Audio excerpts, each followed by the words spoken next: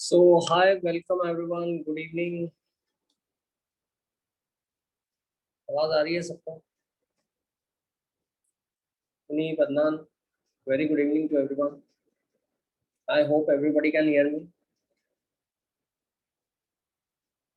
ठीक है, तो अपन स्टार्ट करते हैं बोर मॉडल। और बोर मॉडल में अपन को क्या पढ़ना था, क्या पढ़ रहे थे अपन, डिस्कस करते हैं अपन जल्दी से।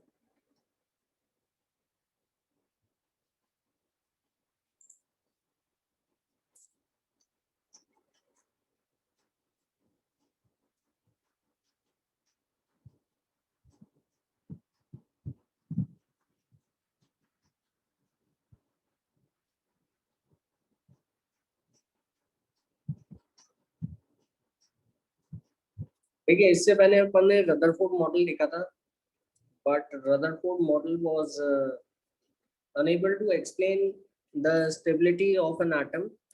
As per Rutherford model, the revolving electron should release energy, और energy release करेगा तो it should continuously come close to nucleus and it should ultimately fall into nucleus. ठीक है, तो ये अपन ने देखा। और अपन ने ये भी देखा कि ऐसा नहीं होता, atoms are quite stable and the electrons don't fall into the nucleus। ठीक है, लेकिन ये सब चीजें आपका रदरफोर्ड मॉडल नहीं समझा पाया। Right Anshika? Good evening. Yes sir, good evening sir. तो फिर अपन ने कुछ और डेवलपमेंट्स हुए। ठीक है, कौन कौन से डेवलपमेंट्स हुए? अपन ने पार्टिकल नेचर ऑफ लाइट पढ़ा। ठीक है, और अपन ने ये भी देखा कि there were many scientist which were studying the spectrum of hydrogen atom. और स्पेक्ट्रम ऑफ एटम देखा अपन ने, absorption spectrum, emission spectrum, atom से निकलने वाली वेवलेंथ्स क्या क्या होती हैं। They are just like barcodes. ठीक है, और सारी वेवलेंथ्स आपकी रिलीज नहीं होंगी, कुछ ही वेवलेंथ्स रिलीज होती हैं ना। तो ये सब अपन ने देखा। और उसके बाद फिर बोर्ड ने भी ये सब देखा, और बोर्ड ने देखा कि एनर्जी जो है इलेक्ट्रॉन की वो लगातार चेंज नहीं हो रही है, वो कुछ फिक्स वैल्यूज में ही बदलती है। ठीक है, और इन सब ऑब्जर्वेशंस को देख के उसने अपनी थ्योरी एस्टैब्लिश की और काफी चीजें इससे क्लियर हुई। ठीक है, जो आपका रदरफोर्ड मॉडल था उसमें इलेक्ट्रॉन के बारे में तो ज्यादा कुछ नहीं बोला गया था। ठीक है, यहाँ पे आपको काफी सारी चीजें एक्सप्लेन की गई बोर मॉडल में। ठीक है, तो as I can see, there is Anvi joining in the class. Anvi, good evening. Yes sir, good evening. Welcome back. And Uneet, I hope connection problem solve हो गया है उनीत का। ठीक है, तो चलो बोर मॉडल स्टार्ट करते हैं। आप लोग सही टाइम पे ज्वाइन हुए हैं बिल्कुल, है ना। अपन को बोर मॉडल करना है, तो बोर मॉडल के क्या क्या फीचर्स है ये सब अपन को देखना है। ठीक है, तो इसको फीचर्स आप लिख लीजिए। कुछ फीचर्स तो पुराने से लिए गए। ठीक है, तो पहला फीचर जो है that is an atom consist of a dense stationary nucleus. ठीक है, एटम जो होगा उसमें डेंस स्टेशनरी न्यूक्लियस होता है। ठीक है, ये बात तो आपकी रदरफोर्ड ने भी बता दी थी।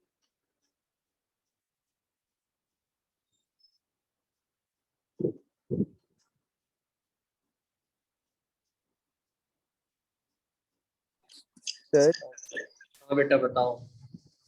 सर मेरा ना 1 अक्टूबर को मतलब मिड टर्म एग्जाम होगा सर, तो फिर तब तक सर आपका चैप्टर 3rd चैप्टर हो जाएगा ना सर? हाँ, इसके अगला वाला ना, पीरियोडिक प्रॉपर्टीज वाला। Yes sir. हाँ, पीरियोडिक प्रॉपर्टीज अपन इसके साथ साथ ही शुरू कर देंगे, है ना, चिंता मत करो, ठीक है। सर मेरा एग्जाम भी 1 अक्टूबर को है। 1 अक्टूबर को है, ठीक है, ठीक है, बिल्कुल सही। और सर अपन उसमें और चैप्टर्स भी आ रहे हैं, for example hydrogen redox reaction, ये वाले भी आ रहे हैं। हम्म। तो देखते हैं अपन, देखो अगर पॉसिबल होता है तो we may arrange some more classes, ठीक है। तो लेकिन इन चैप्टर्स का पोर्शन ज्यादा आएगा, दे आर वेरी इंपॉर्टेंट, ठीक है। और इसको भी अपन जल्दी करते हैं। हाँ हाँ, मेरे तो 20th से हैं, तो मेरे में भी वो एक्स्ट्रा वाले चैप्टर्स भी आ रहे हैं, तो ये जो मेन वाले चैप्टर्स हैं कंप्लीट करा देंगे तब तक। यही मतलब स्ट्रक्चर ऑफ एटम, कौन से वाले चैप्टर्स? ये structure of atom, periodic classification. हाँ, स्ट्रक्चर ऑफ एटम काफी हद तक देखो, बोर मॉडल के बहुत सारी चीजें हैं, फिर क्वांटम नंबर से वो अपन करते हैं, है ना, जल्दी से। तो देखते हैं कितना हो पाता है, we will try our best, ठीक है। तो atom consist of a dense stationary nucleus और electrons are revolving around it in a specific circular paths of fixed radius, and electrons are revolving आपके न्यूक्लियस के चारों रिवॉल्व करते रहते हैं,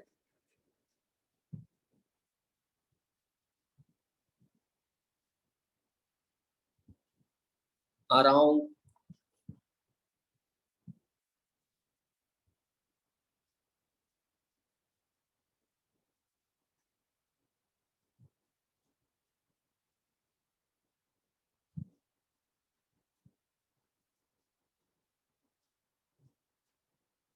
सर्कुलर पाथ्स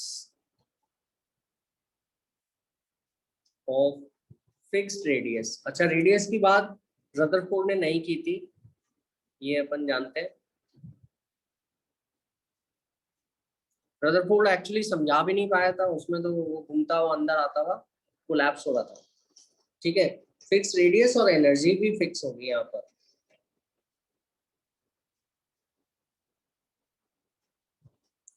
ठीक है। इन सर्कुलर ऑर्बिट्स को अपन, इन सर्कुलर पाथ को अपन कहेंगे ऑर्बिट्स। ये जो सर्कुलर पाथ है आपके, जिसमें इलेक्ट्रॉन घूम रहा है, इनको अपन कहेंगे ऑर्बिट्स या एनर्जी लेवल।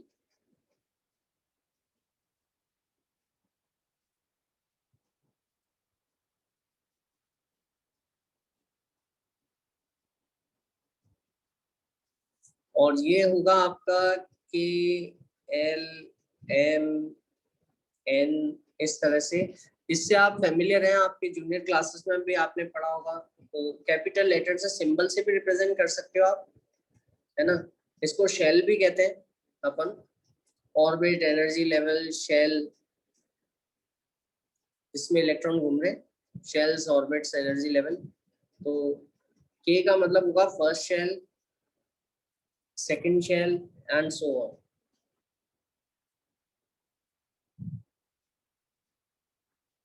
ठीक है। अब इसमें ये बात उसने, रदरफोर्ड ने नहीं बताई थी, तो अपने पास अब इलेक्ट्रॉन्स ऐसे कोई मन चाहे रेडियस के ऑर्बिट में नहीं घूम रहे, they are revolving in orbit of fixed radius and fixed energies, and these shells or orbits or energy levels are called KLMNOP by, ये तो इनके लेटर कोड हो गए और ये नंबर हो गए, ठीक है। दूसरी चीज जो है कि सारे ऑर्बिट्स परमिसिबल नहीं है, ऐसा नहीं है कि सारे के सारे ऑर्बिट्स पॉसिबल हो पाए, ठीक है। केवल वही ऑर्बिट पॉसिबल है जिसमें इलेक्ट्रॉन का एंगुलर मोमेंटम एक इंटीग्रल मल्टीपल है h/2π। तो only those orbits are permissible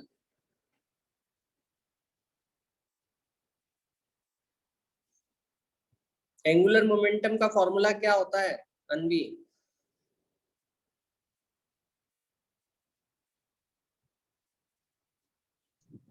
sir हाँ बताओ। Integer into angular velocity.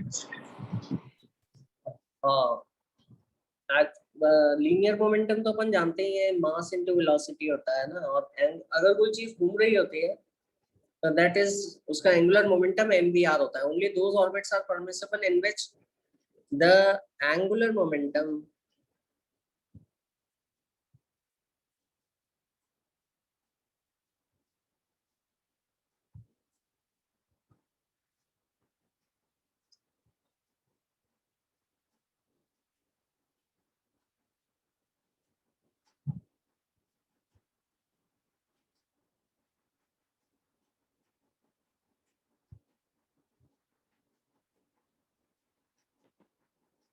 Integral multiple of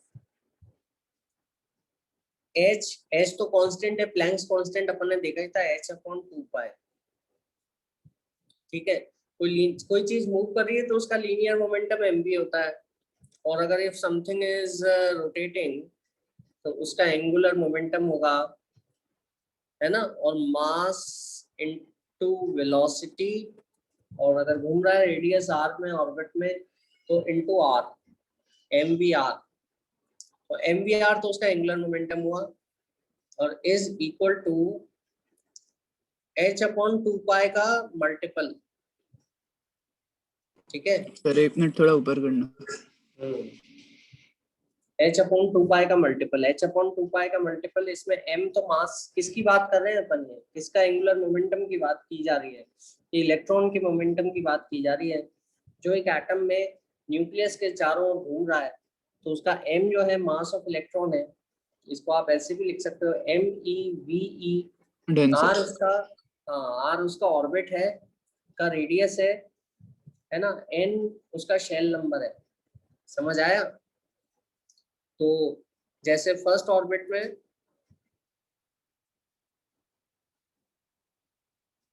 mvr का वैल्यू क्या होगा, h/2 पाई। हाँ h/2 पाई, वेरी गुड, कांस्टेंट होगा ये, है ना। तो इससे ये भी पता लगता है कि each and every orbit is not possible. First orbit वही बनेगा उसमें वेलोसिटी और रेडियस मास तो फिक्स है इलेक्ट्रॉन का 9.1 × 10⁻³ kg।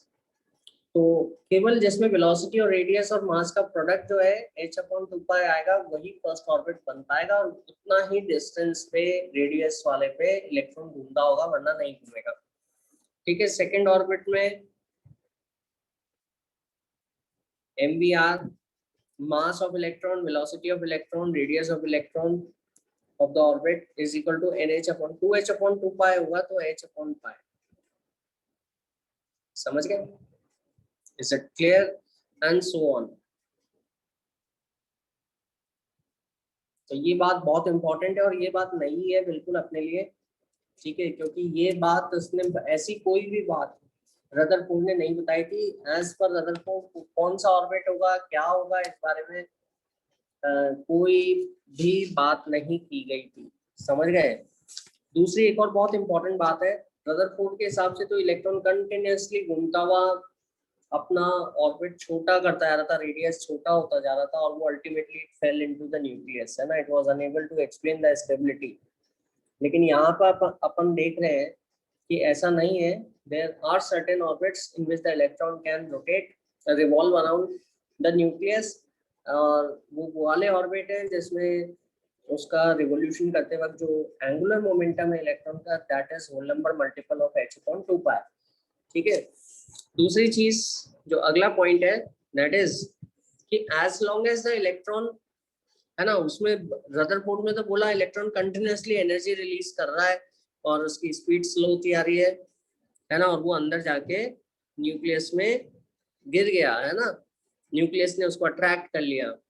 लेकिन बोर्ड ने बहुत इंपॉर्टेंट पॉइंट हाईलाइट किया which is very very important, कि जब तक इलेक्ट्रॉन इन ऑर्बिट्स में है तब तक उसकी एनर्जी रिलीज नहीं है।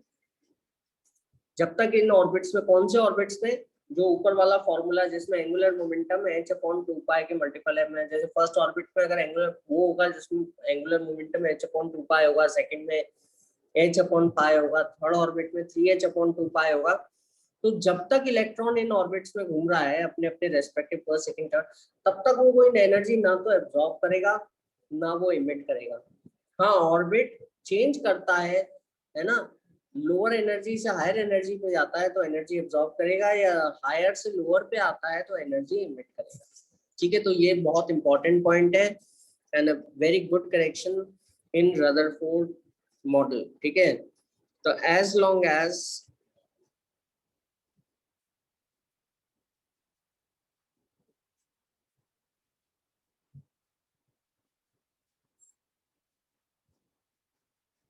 electron is present in an orbit,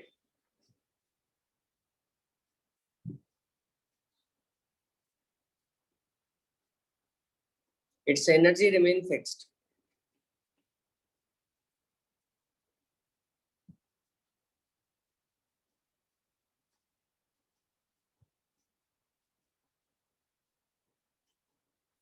इसका ये मतलब है it is neither going to release nor going to absorb, है ना, एकदम अपने ऑर्बिट में रहता है तब तक तो ठीक है, घूमता रहेगा, उसकी एनर्जी फिक्स रहेगी, चेंज नहीं होगी।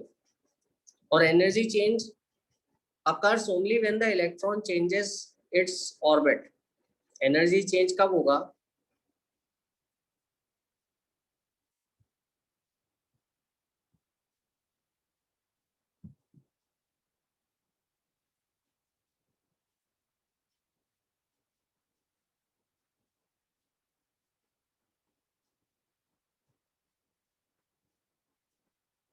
ये पॉइंट एनर्जी के बारे में तो बहुत इंपॉर्टेंट है। जब तक अपने ऑर्बिट में है एनर्जी फिक्स रहेगी, एनर्जी चेंज तब होगा जब वो अपना ऑर्बिट चेंज करेगा। एनर्जी चेंज अगर when the electron changes its orbit, है ना। ये सिर्फ हाइड्रोजन एटम के लिए? ये किसके लिए है ये मैं बता रहा हूँ, बिल्कुल बता रहा हूँ। हाइड्रोजन जैसे एक इलेक्ट्रॉन वाले एटम या आयन के लिए जिसमें सिर्फ एक इलेक्ट्रॉन, ये बोर की कमी थी, ड्रॉबैक में अपन पढ़ते हैं इसको। मल्टी इलेक्ट्रॉन के लिए बोर मॉडल भी फेल हो गया। ठीक है, यस सर, यस। तो ये सबसे इंपॉर्टेंट बात है। तो बोर मॉडल आप लिख सकते हैं is applicable only to uni electronic species. ठीक है, और अगर आपका जैसे न्यूक्लियस है, ठीक है, और जितना अट्रैक्शन होगा ना एनर्जी उतनी कम होती जाएगी। तो यहाँ पे एनर्जी कम है, ठीक है, फर्स्ट शेल में। सेकंड शेल में जो है आपकी एनर्जी ज्यादा है। ठीक है, तो इलेक्ट्रॉन अगर लोअर, ये लोअर एनर्जी है, ठीक है, आपने बाहर से इसको रेडिएशन दिए, यहाँ पे इसकी एनर्जी है E1 और यहाँ पे इसकी एनर्जी E2। आपने बाहर से इसको एनर्जी दी, एनर्जी किस फॉर्म में दी आपने बाहर से इसके ऊपर? अपन ने एब्जॉर्प्शन स्पेक्ट्रम पढ़ा था जिसमें एटम्स जो होते हैं अपन वेवलेंथ डालते हैं और एटम्स के कुछ वेवलेंथ एब्जॉर्ब कर लेते हैं, है ना। और वेवलेंथ एब्जॉर्ब करके ये जो इलेक्ट्रॉन है आपका ये एक्साइटेड स्टेट में पहुंच जाएगा, नई एनर्जी बड़े वाले ऑर्बिट में घूमने लगेगा। ये कोई ऐसा कोई जनरल ऑर्बिट नहीं होगा कि कुछ भी हो सकता है ना। ये ऑर्बिट जो होगा आपका, ये कौन सा होगा? जिसमें ये सेकंड ऑर्बिट वही होगा जिसमें आपका एंगुलर मोमेंटम h2h/2 मतलब h/π के बराबर होगा। That is a very important thing. ठीक है, तो एनर्जी पहले कितनी थी? E1। तो अगर अपन देखें कि एनर्जी में चेंज कितना हुआ, जहाँ एनर्जी बढ़ गई E2 माइनस E1। ठीक है, और ये एनर्जी में चेंज क्यों हुआ अनवी, बता सकते हैं आप? अपने आप हुआ या अपन ने किया? सर इलेक्ट्रॉन चेंज हुए तो एनर्जी में भी चेंज हो जाता है। हाँ, अपन ने बाहर से रेडिएशन डाले। अपन ने क्या है, ये रेडिएशन लाइट डाली, है ना। मान लो सनलाइट डाली आप, ठीक है, और सनलाइट डाली तो ये सनलाइट में से एक वेवलेंथ एब्जॉर्ब कर लेगा। जैसे फर्स्ट ऑर्बिट से सेकंड ऑर्बिट में चला जाएगा, तो ये फर्स्ट ऑर्बिट से सेकंड ऑर्बिट में जाने पर, ठीक है, कौन सी वेवलेंथ एब्जॉर्ब करेगा, बता सकता है कोई मेरे को? लाइमन सीरीज की वेवलेंथ एब्जॉर्ब करेगा। समझ आया? लाइमन सीरीज कौन सी वेवलेंथ होती है? जब हाइड्रोजन एटम आपका वो तो एमिशन स्पेक्ट्रम के बारे में बात की गई, जब सेकंड से फर्स्ट में गिरेगा तो इतनी एनर्जी रिलीज करेगा, फर्स्ट से वापस से सेकंड में जाएगा तो उसकी वही एनर्जी एब्जॉर्ब कर लेगा, है ना। तो यहाँ पे एनर्जी जो एब्जॉर्ब हुई E2 माइनस E1, और अपन को कितना एनर्जी, अपन को किस फ्रीक्वेंसी की लाइट डालनी पड़ेगी वो भी काफी आसानी से निकाल सकते हो आप। ये फ्रीक्वेंसी ऑफ रेडिएशन जो अपन ने इसके ऊपर एटम के ऊपर डाली है, जो ये एब्जॉर्ब करेगा और एब्जॉर्ब करके इलेक्ट्रॉन फर्स्ट ऑर्बिट से सेकंड ऑर्बिट में चला जाएगा, ये होगा E2 minus E1 upon H। क्या ये समझ में आ गया? अनवी, अंशिका, उन्नीत, अदनान। सर HP समझा दिए एक बार, क्या है वापस? HP pardon? सर HP समझा दिए एक बार वापस। हाँ हाँ, ये तो फोटोन की एनर्जी है, H इंटू फ्रीक्वेंसी या Hc का लैम्डा, है ना। जी सर याद आ गया ना, और वेवलेंथ की लाइट दी अपन ने, कोई फोटोन डाला तो वो किस एनर्जी का फोटोन एब्जॉर्ब करेगा, किस वेवलेंथ का लाइट को एब्जॉर्ब करेगा, जो आप जितना अंतर है ना उसको एक्साइट होने में चाहिए, है ना। ऐसे नहीं कि जितने मन मुताबिक एनर्जी दे दी, जैसे मेरा पेंसिल है तो है ना, इसको तो मैं कितनी एनर्जी देता हूँ उसी हिसाब से इसकी हाइट बढ़ जाती है, लेकिन इलेक्ट्रॉन में ऐसा नहीं है। इलेक्ट्रॉन की एनर्जी अगर फर्स्ट ऑर्बिट में है तो बीच वाली एनर्जी वो कोई एब्जॉर्ब नहीं करेगा, कुछ एनर्जी दोगे और वो एनर्जी से डायरेक्ट जंप करेगा सेकंड ऑर्बिट। समझ आया? फर्स्ट से डायरेक्ट सेकंड, जी या सर। फर्स्ट से थर्ड, या फर्स्ट से फोर्थ, है ना। बीच में कहीं ऐसे बीच में नहीं रुकने वाला इलेक्ट्रॉन, ठीक है। और उसी हिसाब से आपको उसकी एनर्जी देनी पड़ेगी, एनर्जी का डिफरेंस निकाल के H से मल्टीप्लाई कर दो, ठीक है, क्योंकि तो उस एनर्जी का फोटोन देना पड़ेगा। तो इसका ये मतलब हुआ कि एनर्जी जो है, energy of electron is quantized, energy of electron in an atom is quantized. Quantized का मतलब मैं आपको पहले भी बता चुका हूँ, ये तो एब्जॉर्ब करते वक्त है, ठीक है। मान लीजिए अपन एक दूसरा एटम बनाते हैं, है ना, जिसके अंदर इलेक्ट्रॉन पहले से ही बहुत ज्यादा एनर्जी वाले ऑर्बिट में बाहर की ओर, ज्यादा एनर्जी बाहर की ओर होगी, उसमें घूम रहा है ना, चक्कर लगा रहा है। मान लीजिए इलेक्ट्रॉन जो है मेरा, ये पहला शेल है, फिर ये दूसरा शेल है ना, और ये तीसरा शेल है मेरा, थर्ड शेल, और जो मेरा इलेक्ट्रॉन है वो तीसरे शेल में घूम रहा है ना। ये इसकी एनर्जी में तीसरे शेल की एनर्जी E3 कह देता हूँ, मान लीजिए, है ना। तो थोड़ी देर तक अगर इलेक्ट्रॉन को अपन नहीं रखेंगे तो ये अट्रैक्शन होगा, और ये अट्रैक्शन होके सेकंड शेल में भी आ सकता है ना, फर्स्ट शेल में भी आ सकता है, और फाइनली ये फर्स्ट शेल में, फर्स्ट शेल इसकी ग्राउंड स्टेट होती है, जैसे अपने ग्राउंड फ्लोर होता है ना बिल्डिंग्स में, वैसे ग्राउंड स्टेट होती है। तो यहाँ आ जाएगा, और फिर फाइनली इसकी एनर्जी E1 हो जाएगी, कम हो जाएगी, क्योंकि अट्रैक्शन बढ़ गया ना। अट्रैक्शन में चीजें पास पास आती है तो एनर्जी इज रिलीज, ठीक है। तो यहाँ पे एनर्जी रिलीज हो जाएगी, और ये एनर्जी जो रिलीज होगी ये अपन को कैसे दिखेगी, ये अपन को वेवलेंथ के तौर पे दिखेगी। समझ आ रहा है? तो चेंज इन एनर्जी कितना हुआ, जो एनर्जी रिलीज है, ठीक है, ये डेल्टा ई, ये आप कर दीजिए E3 माइनस E1, ठीक है, अपॉन ये, इसको आप H न्यू से मल्टीप्लाई कर दीजिए, ये E3 माइनस E1 हुआ। मैं यहाँ पे ऐसा कर देता हूँ, इसको अगर मेरे को फ्रीक्वेंसी निकालनी है कि किस फ्रीक्वेंसी की लाइट निकलेगी तो H न्यू लिख दूंगा, या फिर अगर वेवलेंथ निकालनी है तो Hc बाय लैम्डा लिख दूंगा, ठीक है। तो आपको वेवलेंथ आ जाएगी, जो वेवलेंथ ऑफ लाइट रिलीज हुई है जब इलेक्ट्रॉन तीसरे ऑर्बिट से अपने लोअर एनर्जी के ऑर्बिट में जंप मार रहा है ना, नीचे उतर रहा है, ठीक है। कौन सी एनर्जी रिलीज होगी, उसकी वेवलेंथ। ये एनर्जी इसका डिफरेंस E3 माइनस E3 बड़ा है, E1 छोटा है, इसलिए मैंने बड़ा माइनस छोटा किया, डिवाइडेड बाय लैम्डा निकाला ना, Hc से मैं डिवाइड कर दूंगा। समझ आया ना? लैम्डा निकाल, Hc उल्टा लिख दिया मैंने, है ना, ये 1 अपॉन लैम्डा है, 1 अपॉन लैम्डा है, ठीक है। तो इससे मेरे को क्या होगा, इससे मेरे को वेवलेंथ आ जाएगी, और वेवलेंथ जो होगी, ये कौन सी सीरीज की वेवलेंथ है बता सकते हैं क्या? जैसा कि मैंने आपको बताया था, कौन सी सीरीज की वेवलेंथ है जब इलेक्ट्रॉन तीसरे शेल से पहले शेल पे उतर जाता है तो एनर्जी कम हो जाती है, बची हुई एनर्जी बाहर निकल जाएगी रेडिएशन के तौर पे। तो बताएं मेरे को जल्दी से। कौन सी? Lyman, Balmer, Paschen, Brackett, Pfund बताया था मैंने आप लोगों को, जल्दी से बताओ, रिवाइज करा करो। सर पास्चन लाइमन सीरीज, जी जी लाइमन सॉरी जी लाइमन सीरीज थी जब इलेक्ट्रॉन हायर से फर्स्ट पे उतरता है, फिर बाल्मर जब सेकंड पे उतरता है ना। आप मेरे से पूछोगे कि आपने फर्स्ट पे क्यों उतारा, सेकंड पे क्यों नहीं उतारा, बिल्कुल उतार सकते हो, है ना। समझ आया? जैसे अगर अपन को ग्राउंड फ्लोर पे जाना है ना, दूसरी तीसरी मंजिल से, या तो डायरेक्ट नीचे कूद जाओ, एकदम से ग्राउंड फ्लोर पे पहुंच जाओगे। ये बात है कि आपके हाथ पैर सही सलामत रहे या ना रहे, है ना। या फिर ऐसा हो सकता है अपन ऊपर से नीचे उतरे, पहले सेकंड फ्लोर पे रुक गए, फिर एक एक करके नीचे उतरे, है ना, उसी हिसाब से अपनी एनर्जी निकलती जाएगी, है ना। समझ आ रहा है कि नहीं आ रहा? आ गया तो सर, आ गया। है ना, ये इसका ये मतलब हुआ कि एक और बात मैं वापस से बताना चाहूंगा, मैंने आपको पैसों से भी एग्जांपल दिया था। पैसे तो आजकल चलना बंद हो गए, हमारे टाइम में चलते थे जब हम छोटे थे।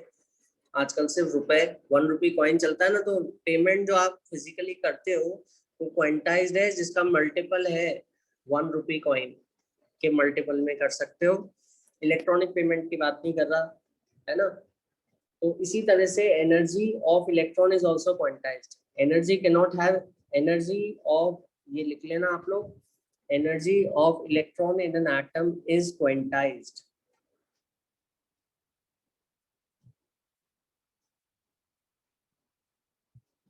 सर एक बार रिपीट कर दिया। Energy of electron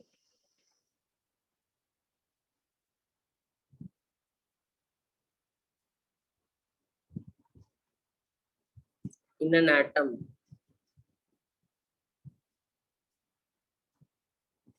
is quantized. इसका ये मतलब हुआ कि ऐसे इलेक्ट्रॉन की भी वो एनर्जी क्वांटाइज्ड क्यों है? क्योंकि ऑर्बिट के रेडियस हर कोई नहीं हो सकता, हर कोई ऑर्बिट पॉसिबल नहीं हो सकता है, क्योंकि एंगुलर मोमेंटम क्वांटाइज्ड है ना। उसने बोर ने ऑब्जर्व किया, एंगुलर हर कोई ऑर्बिट हो नहीं सकता, हर कोई ऑर्बिट में इलेक्ट्रॉन घूम नहीं सकता, एंगुलर मोमेंटम क्वांटाइज्ड है। समझ गए? इसी कारण से कुछ फिक्स ऑर्बिट है, इलेक्ट्रॉन या तो उसमें रहेगा या नीचे वाले ऑर्बिट में आएगा। ऐसा मन मुताबिक अपना ऑर्बिट नहीं बनाएगा, है ना। तो एनर्जी भी उसी अकॉर्डिंग चेंज होगी। इलेक्ट्रॉन की एनर्जी भी फिक्स वे में चेंज होगी, जो उसके ऑर्बिट की एनर्जी है वही उसकी एनर्जी रहेगी। समझ आया? तो इसी तरह से अपन कह सकते हैं कि इलेक्ट्रॉन जब एटम में होता है तो उसकी मन मुताबिक एनर्जी नहीं हो सकती। ये बहुत बड़ा डिफरेंस है। जैसे वहां पे रदरफोर्ड ने बोला, रदरफोर्ड में की तो एनर्जी लगातार कम होती आ रही थी, है ना, उसने बोला कुछ भी एनर्जी हो सकती है, ऐसी कोई बात ही नहीं की थी। लेकिन बोर ने ये जरूर बताया कि एनर्जी ऐसे मन मुताबिक नहीं हो सकती, कुछ फिक्स वैल्यूज हो सकती हैं। और जब इलेक्ट्रॉन ये शेल्स बदलता है तो उसी अकॉर्डिंग वो फिक्स वैल्यू का डिफरेंस ले लो, एनर्जीज का, जो भी शेल बदल रहा है उनके एनर्जीज का डिफरेंस लेके आप ये बता सकते हो कि कितनी एनर्जी एब्जॉर्ब हुई या कितनी एनर्जी निकली बाहर। वो वेवलेंथ के तौर पे निकलेगी, लाइट के तौर पे निकलेगी।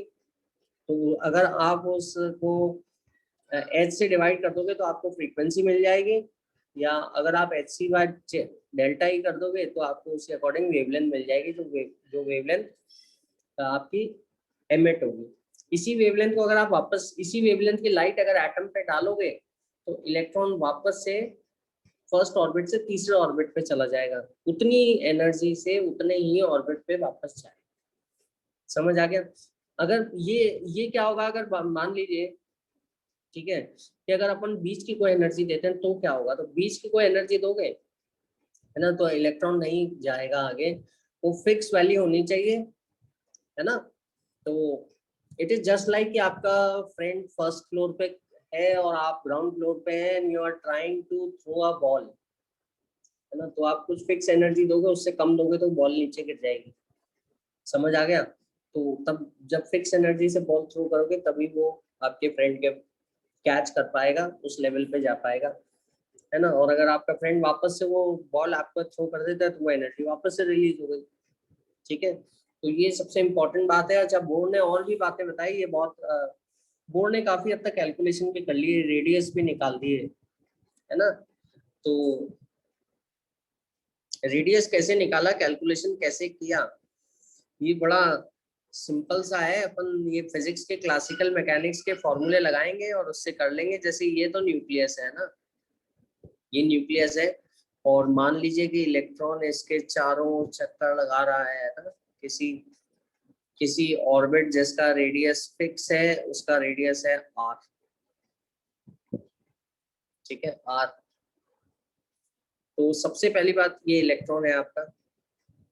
सबसे पहली बात तो ये है आपकी कि ये जो r है ये कोई मनचाहा रेडियस नहीं होगा, है ना। ये जो रेडियस है ये इस बात को फॉलो कर रहा होगा जो अपन ने पॉइंट नंबर 2 देखा था कि mass of electron into velocity of electron into radius of electron, radius of the orbit, है ना, इज nth ऑर्बिट ले लेते हैं अपन, कोई भी nth orbit is equal to n h upon, इस पे एंगुलर मोमेंटम की वैल्यू nh अपॉन 2 पाई होगी। क्या ये सभी के समझ में आया बच्चों? एंगुलर मोमेंटम, ठीक है, एक तो ये पॉइंट है। दूसरा पॉइंट अपन ने ये देखा कि यहाँ पे अपन फोर्सेस को बैलेंस कर सकते हैं, ठीक है। यहाँ पे अंदर की तरफ अट्रैक्शन लग रहा है, अट्रैक्टिव फोर्स लग रहा है। अट्रैक्टिव फोर्स जो लग रहा है किस किस के बीच में लग रहा है? न्यूक्लियस और इलेक्ट्रॉन, क्योंकि न्यूक्लियस पॉजिटिवली चार्ज है। अगर उसका एटॉमिक नंबर Z है और उसमें एक प्रोटॉन का चार्ज E के बराबर होता है, प्लस E के बराबर होता है, तो पूरा पॉजिटिव चार्ज उसका प्लस ZE हो गया। और इलेक्ट्रॉन का चार्ज भी प्रोटॉन के बराबर ही होता है, E होता है लेकिन माइनस होता है। जिस तरह से ग्रेविटेशनल फोर्स आपने पढ़ा होगा, ग्रेविटेशनल फोर्स क्या होता है? G into M1 M2 by r square. पढ़ा कि नहीं पढ़ा है ना? ग्रेविटेशनल अट्रैक्शन जो होता है इतना होता है। और इसी तरह से अगर अपन दो चार्जेस के बीच में अट्रैक्शन देखें तो वो कितना होगा?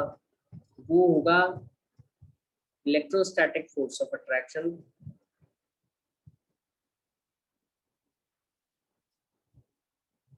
is equal to k q1 q2 by distance between the charges r square। ये k जो है ये कांस्टेंट है, इसकी वैल्यू होती है 1/4 पाई एप्सिलॉन नॉट। ये एक्चुअली सब कांस्टेंट ही है, 4 पाई और एप्सिलॉन नॉट कांस्टेंट है, मीडियम पे निर्भर करेगा ये, ठीक है। और Q1 Q2 अपन ने बता ही दिए। यहाँ पे ZE और E है तो ZE और E तो ZE स्क्वायर हो गया, मैग्नीट्यूड है ना, दोनों को मल्टीप्लाई कर दिया बाय आर स्क्वायर। ये तो हुआ इलेक्ट्रोस्टैटिक फोर्स, क्योंकि अपोजिट चार्ज है तो ये अंदर की ओर खींच रहा है। आपने इलेक्ट्रोस्टैटिक फोर्स इस्तेमाल किया होगा सभी ने। स्केल लेते हैं, स्केल को अपन कपड़ों से रब करते हैं ना, ड्राई हेयर से रब करते हैं, तो और फिर अपन बिट्स ऑफ पेपर उठा सकते हैं स्केल से, वो इलेक्ट्रोस्टैटिक फोर्स ऑफ अट्रैक्शन है ना। तो इलेक्ट्रॉन में और न्यूक्लियस में दोनों अपोजिटली चार्ज है, इलेक्ट्रोस्टैटिक फोर्स ऑफ अट्रैक्शन होगा जो इलेक्ट्रॉन को अंदर की तरफ खींचने की कोशिश करेगा, है ना। और अपन पत्थर अगर एक थ्रेड से बांध के घुमाते हैं तो अपन को दिखते हैं ना कि पत्थर पे बाहर की तरफ फोर्स लगता है, क्यों? पत्थर कंटिन्यूसली अंदर की तरफ एक्सेलरेट हो रहा है ना। तो उसको सेंट्रीफ्यूगल फोर्स कहते हैं, ये भी पढ़ा होगा आपने। तो सेंट्रीफ्यूगल फोर्स का फॉर्मूला क्या होता है, कौन बताएगा मेरे को? अंशिका, अनवी, अदनान, कौन बताएगा? जल्दी बताओ मेरे को। पुनीत बताओ। Sir GMM upon r square. वो तो ग्रेविटेशनल फोर्स होता है। सेंट्रीफ्यूगल फोर्स कितना होगा? जब एक पत्थर को अपन घुमा रहे होते हैं, रेडियस r, थ्रेड की लंबाई l है। Sir F is equal to mv square sorry v square r square या फिर r cube। mv square by r होता है, जी सही जी है ना। थोड़ा सा करेक्शन की जरूरत थी। तो F सेंट्रीफ्यूगल, ये बाहर की ओर लगने वाला फोर्स है, is equal to mass of the electron को घूम रहा है तो मास बाहर जाने की कोशिश करेगा। थ्रेड काट देते हैं तो ऐसा होता है ना, पत्थर एकदम से बाहर चला जाता है, दूर जाके गिर जाता है, क्योंकि उसको तो बाहर की तरफ जितना तेजी से घुमाएंगे ना, ज्यादा तेजी से घुमाएंगे तो सेंट्रीफ्यूगल फोर्स बढ़ जाएगा और हो सकता है थ्रेड टूट जाए, पत्थर है ना दूर जाके गिर जाए। ऐसा होता है क्या? नहीं होता। तो सेंट्रीफ्यूगल फोर्स जो है m mass of the electron v square by r होता है, ठीक है। और यहाँ पे m जो है अपना पत्थर नहीं है, एक्चुअली, और ये वेलोसिटी है इलेक्ट्रॉन की, यहाँ अपना इलेक्ट्रॉन है और ये उसका रेडियस है nth ऑर्बिट का। जब इलेक्ट्रॉन अपने फिक्स ऑर्बिट में घूम रहा है, ठीक है, तो दोनों बराबर है, तो तीन इक्वेशन आ गई। एक तो ये वाली इक्वेशन आ गई, एक ये इक्वेशन आ गई, और ये दो फोर्सेस आ गए, दोनों फोर्सेस को बराबर कर दीजिए। 1/4 पाई एप्सिलॉन नॉट इज, है ना, Z(E²), हाइड्रोजन के लिए Z1 होता है, by R² is equal to mv² by R। समझ आया? दोनों फोर्सेस को बैलेंस किया, F electrostatic is equal to F centrifugal.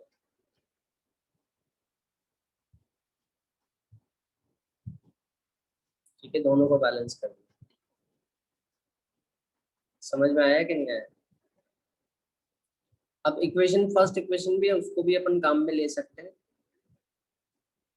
ठीक है, और उससे अपन वेलोसिटी भी निकाल सकते हैं, ठीक है, और रेडियस भी निकाल सकते हैं। इसको दोनों को कैंसिल कर सकते हैं। अपने पास अभी एक ऑप्शन और अवेलेबल है, ठीक है। तो एक तो मैं ऐसा करता हूँ, R को क्रॉस मल्टीप्लाई कर देता हूँ, इसको मैं या तो K लिख देता हूँ, K को मैं बाद में पुट कर दूंगा।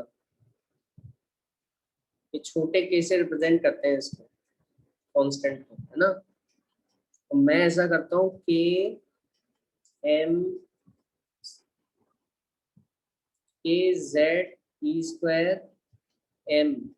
m से मल्टीप्लाई कर दिया, है ना, और R, ये R को मैं इधर लिख के आ गया।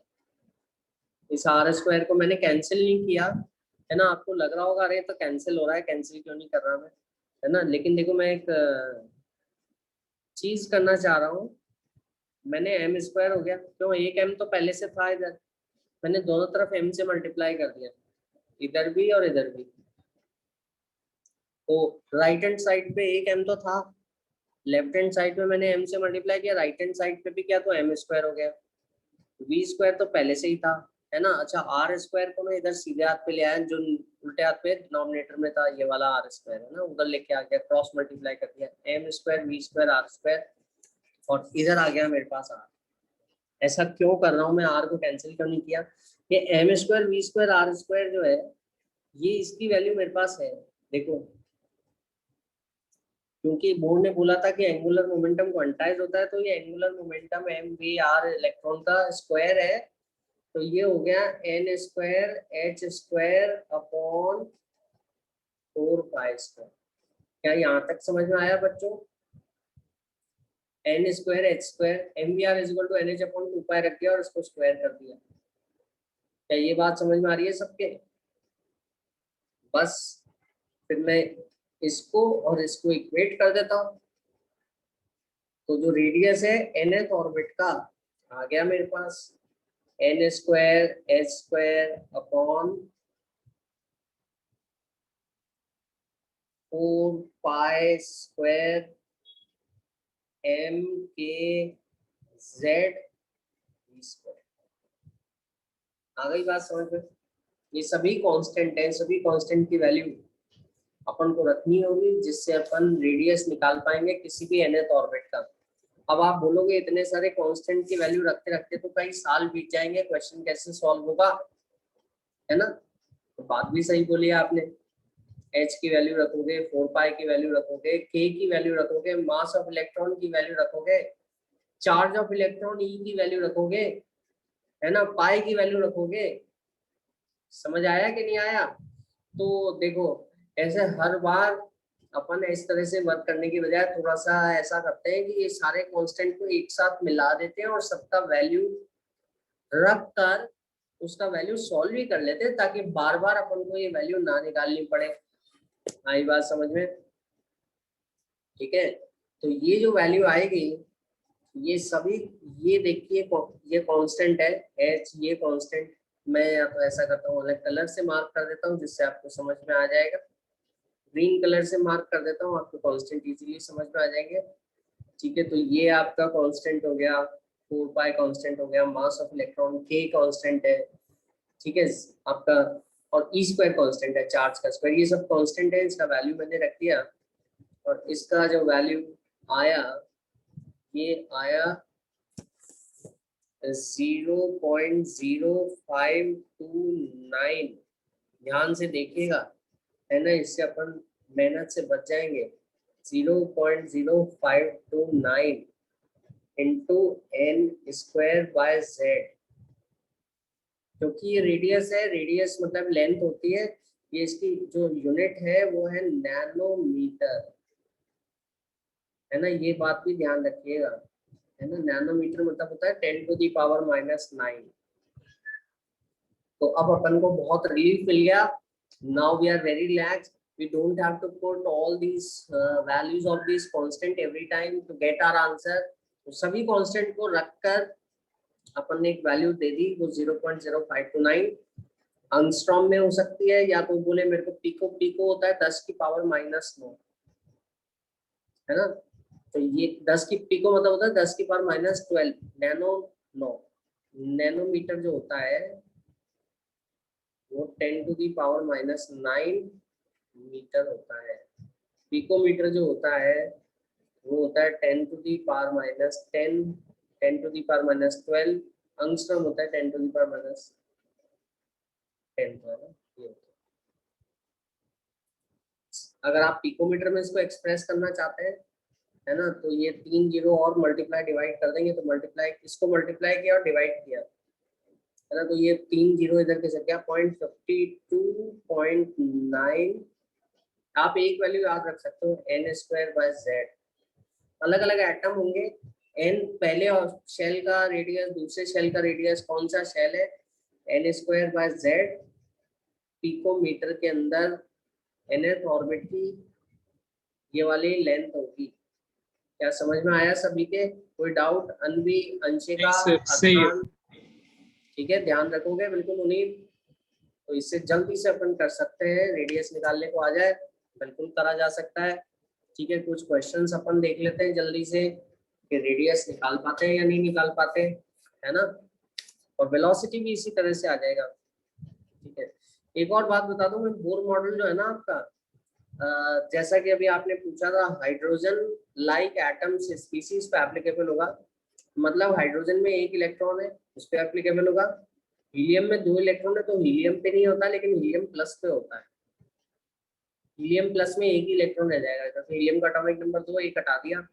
लिथियम का एटॉमिक नंबर 3 होता है, तो 3 में से 2 हटा दो तो 2 + 4 रह जाएगा, लिथियम +2 बन जाएगा, एक इलेक्ट्रॉन रह जाएगा, तो उस पर भी एप्लीकेबल होगा। बेरिलियम, बेरिलियम का एटॉमिक नंबर कितना होता है, 4 होता है।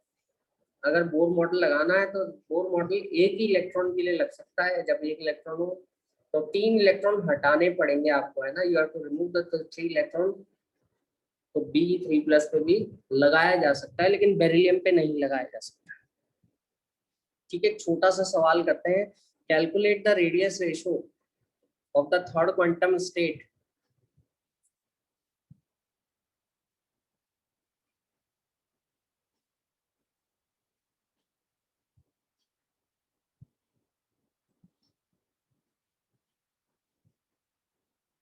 इनके उसी तरह से अपन एटॉमिक नंबर रख सकते हैं ना।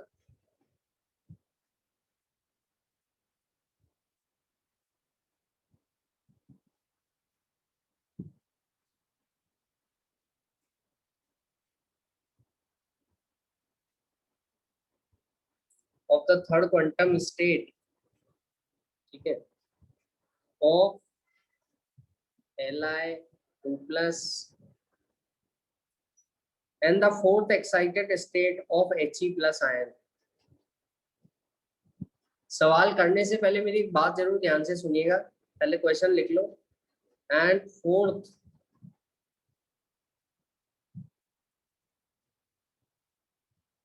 एक्साइटेड स्टेट,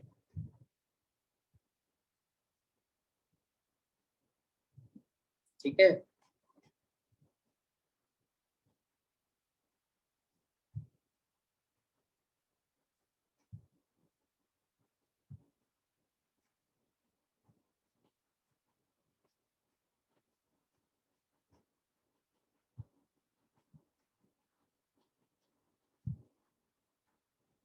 एक्साइटेड स्टेट लिखा है।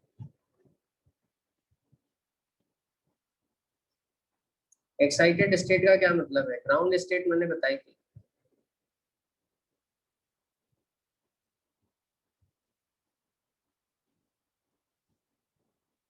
ग्राउंड स्टेट तो n इक्वल टू 1,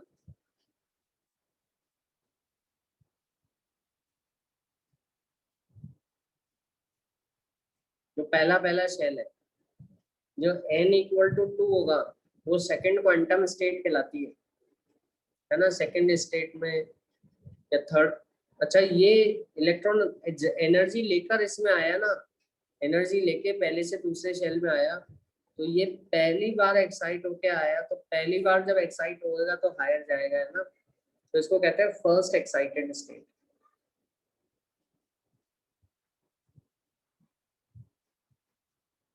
ठीक है, n इक्वल टू 3 जो है थर्ड क्वांटम स्टेट होती है, और ये एक्साइट हो गई, ये तो ग्राउंड स्टेट है। फिर पहली बार एक्साइट होगा तो 2 में आएगा इलेक्ट्रॉन हायर एनर्जी पे, दूसरी बार एक्साइट होगा तो 3 में आएगा, तो ये आपकी सेकंड एक्साइटेड स्टेट कहलाती है।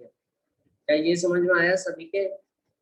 हाँ सर। सर अगर इनिशियल में n इज इक्वल टू 2 होगा तो क्या होगा? तो excited state n is equal to 3 first होगी? नहीं नहीं नहीं, वो वन से ही वन अच्छा, को 1 से ही रेफरेंस होगा। मान, हाँ, अच्छा 1 से अच्छा, हाँ, रेफरेंस मान। मतलब इसी को इसी में अप्लाई होगा ना बस, ये वाला। हाँ बिल्कुल ठीक बिल्कुल, है ठीक है ठीक है। वन को रेफरेंस मान के ही करते हैं। ठीक है, वन जी को ग्राउंड ठीक है स्टेट सर। बोलेंगे। तो ये रेडियस निकालना है अपन को, रेडियस का रेशो निकालना है ना, तो इस फॉर्मूले से अब अपन निकाल पाएंगे बहुत। एक तरह से बोर्ड ने लाइफ थोड़ी इजी कर दी अपनी, है ना। किस किस का रेडियस निकालना है? पहले लिथियम प्लस, लिथियम का Z कितना है? एटॉमिक नंबर कितना होता है? Hydrogen, helium, lithium, 3। थ्री। हाँ 3 होगा, है ना, तो 3 है। और कौन सी क्वांटम स्टेट है? थर्ड क्वांटम स्टेट है। तो Li प्लस के लिए, Li2 प्लस के लिए, है ना, मेरा Z बराबर 3 है, और n बराबर कितना है मेरा? n बराबर 3 ही लूंगा मैं, क्योंकि थर्ड क्वांटम स्टेट मतलब तीसरा शेल। ठीक है, इसका जो रेडियस होगा, ये होगा 0.0529 into n square. N square के, एन के तो स्क्वायर के प्रोपोर्शनल होता है ना। यहाँ मैं लाइन खींच देता हूँ, कितना एन, एन कितना है यहाँ पर? 9 बाय और Z3। समझ आ गया? इसको अभी सिंप्लीफाई नहीं करता मैं, ठीक है, थोड़ा सा बस इतना कर देता हूँ, तो 3 कर देता हूँ, that's it, n square by Z। ठीक है, तो ये आ गया मेरा 3। इसी तरह से रेडियस ऑफ हीलियम प्लस पे एक इलेक्ट्रॉन ही रहेगा, जिसका एटॉमिक नंबर हीलियम का होता है 2, है ना। n इज इक्वल टू रहेगा, n कितना बोला है इसने? Fourth excited state. Fourth excited state कौन सी हुई बेटा? n कितना हुआ? 5। हाँ, n बराबर 5 हुआ। समझ आ रहा है? फर्स्ट एक्साइटेड स्टेट मतलब जो एक्साइटेड स्टेट है ना, उसमें एक जोड़ दो, वो शेल नंबर होगा उसका। समझ आ रहा है? तो इसका रेडियस कितना होगा? 0, ये नैनोमीटर में लिख रहा हूँ मैं रेडियस, हालांकि यहाँ पे यूनिट कोई मैटर करती नहीं है, क्योंकि कैंसिल हो रहा है, रेशियो निकाल रहा है 0.0। लेकिन दोनों को एक में लिखना, एक को नैनोमीटर एक को पिकोमीटर में लिख दिया तो वैसे ही गलत हो जाएगा, क्योंकि रेशियो निकालते वक्त न्यूमरेटर डिनोमिनेटर की यूनिट एक जैसी होनी चाहिए, 0.529। ठीक है, और सर यहाँ पर सर वैसे यूजुअली किस में करना चाहिए, पीएम पे या फिर एनएम पे? जैसे एनसीईआरटी में पीएम पे किया हुआ इस पे है, एनसीईआरटी में पीएम पे किया हुआ है, तो यूजुअली किस पे करना चाहिए? किसी पे भी कर दो, दोनों में आते हैं सवाल, कोई अच्छा फर्क ठीक नहीं है सर। पड़ता, है ना, कोई फर्क नहीं पड़ता, है ना, दोनों इंटरचेंजेबल है, काम में आते रहते हैं दोनों। ये कितना हो गया मेरा? n स्क्वायर 25 बाय Z कितना हो गया? 2। ठीक है, अब रेशियो निकाला, R Li 2 plus n equal to 3, radius of helium plus n equal to 5, है ना, ये तो कट गया, ये आ गया 6/25। समझ में आया, ये आंसर है इसका, 0.24। ठीक है, क्लियर, कोई डाउट इसमें किसी भी तरह का? सर एंड में क्या क्या समझ नहीं आया। दोनों को डिवाइड कर दो, रेशियो निकालना है तो ये अच्छा सी कैंसिल समझ गया। कैंसिल हो गया है ना, तो 2 ऊपर चला जाएगा, ये 2 ऊपर जाएगा, 6 बन जाएगा, तो ऊपर 3 था अपने पास, है ना, 6/25 आ गया, ये आंसर। वैसे अब बहुत सारे ऑब्जेक्टिव बनते हैं, बहुत सारे ऑब्जेक्टिव बनते हैं, ठीक है, तो लेकिन वो सब इजी होते हैं, अगर आपको ये बताओ ना फॉर्मूला तो एकदम से निकाल लोगे। आई बात समझ में? जी ठीक है, सर। हाँ तो वेरी गुड। अब अपन चलते हैं इसी तरह से, बोर्ड ने वेलोसिटी भी बता दी, देखो कितनी बड़ी बात है, इलेक्ट्रॉन जो दिख नहीं रहा उसकी वेलोसिटी भी डिराइव कर ली उसने तो। ठीक है, तो अब देखो रेडियस तो आ चुका है अपने, है ना, तो यहाँ पे वेलोसिटी भी अपन डिराइव कर सकते हैं। यहाँ पे आप रख दीजिए, एक अपन ने ये वाला फॉर्मूला देखा था वेलोसिटी, ये जो बोर्ड ने पहले बताया कि एंगुलर मोमेंटम क्वांटाइज्ड होता है, तो एम वी आर, ये डेरिवेशन ऑफ वेलोसिटी है, is equal to n shell number h upon 2 pi, है ना, रेडियस अपन निकाल चुके हैं, तो वेलोसिटी कितना होगा, N h upon 2 pi M R, ये रेडियस nth ऑर्बिट का ही होगा, है ना, ये वेलोसिटी nth ऑर्बिट की होगी, सब्सक्रिप्ट लगाते हैं अपन, तो आर एन का अपन फॉर्मूला रख देंगे n h upon 2 pi m n square h square, ये जो अपने फॉर्मूला डराइव किया था ना, यहाँ पर देखो 4 pi square m k Z e square, n square h square 4 pi square m k Z e square. ठीक है, तो काफी सारे तो कैंसिल आउट हो जाएंगे, जैसे एन एच कैंसिल आउट हो गया यहाँ पर, ठीक है, ये जो है 2 पाई कैंसिल आउट हो गया, यहाँ पर 2 पाई बचा, ठीक है, m कैंसिल आउट हो गया, m से m कैंसिल आउट हो गया, ठीक है, तो जो वेलोसिटी का अपने पास एक्सप्रेशन आया, बड़ा ही सिंपल सा आया, velocity of the nth orbit is equal to 2 pi के z e square upon h, ये एक h नीचे बचा है ना, इसको, ये सभी कांस्टेंट है, ठीक है, और z बाय n, z ऊपर चला गया, z को और n को मैं अलग अलग लिख रहा हूँ, क्योंकि ये मेरे वेरिएबल है, अलग अलग एटम के लिए z वेरिएबल है, अलग अलग शेल नंबर के लिए एक ही एटम अगर लेते हो, दो अलग अलग केसेस लेते हो, तो आपका z तो सेम रहेगा, सिर्फ n उसी हिसाब से डालना है, तो ये वेलोसिटी आ गई आपके पास। ठीक है, तो ये वेलोसिटी में भी ऐसा ही हुआ कि भाई वेलोसिटी, अब इतना बड़ा फॉर्मूला अपन थोड़ा ना लगाने बैठेंगे, एग्जाम में कौन करेगा, है ना, तो बड़ा सिंपल सा मैं इसको तरीके से एक्सप्रेस कर रहा हूँ, वेलोसिटी ये सारे कांस्टेंट है ब्रैकेट में, इनकी वैल्यू तो फिक्स है, यूनिवर्सल कांस्टेंट है ना, तो 2.188 into 10⁶ into z by n, ये मीटर पर सेकेंड होगी वेलोसिटी। समझ आ गया? तो ये यस वेलोसिटी सर। का फॉर्मूला आ गया, तो अपन को कोई वेलोसिटीज का अगर अपन को पूछता है रेशियो, कि जैसे what is the ratio of velocities of electron in first and third orbit of hydrogen atom, बहुत ही आसान है, ratios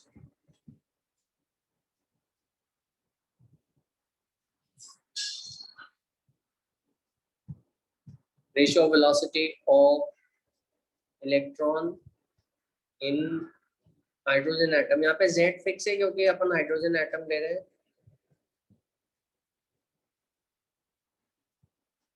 in its first and third orbit,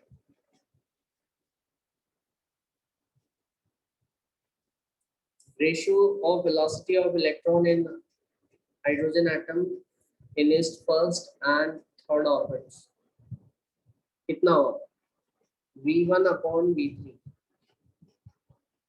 अच्छा ये तो कांस्टेंट है 2.188, ये तो कैंसिल हो जाएगा है ना। यहाँ पे लिखेंगे 2.188 इंटू 10⁻⁶ मीटर पर सेकंड है। कितनी तेज घूमता है देखो आप electron.